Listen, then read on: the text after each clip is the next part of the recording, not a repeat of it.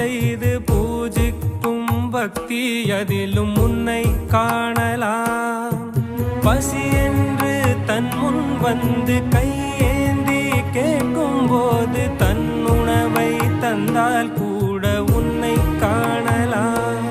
உன்னை காண பல கோடி இங்கு வாரி இறைக்கிறார்கள். எளிதாக உன்னை சேர இங்கு யாரு நினைக்கிறார்கள். அலங்காரம் அதில் நீ இல்லை, அகங்கார மனதில் இல்லை. துளி கள்ளம் கபடம் கலந்திடாத அன்பில் இருக்கிறாய். உணர்ந்தேன் உனையே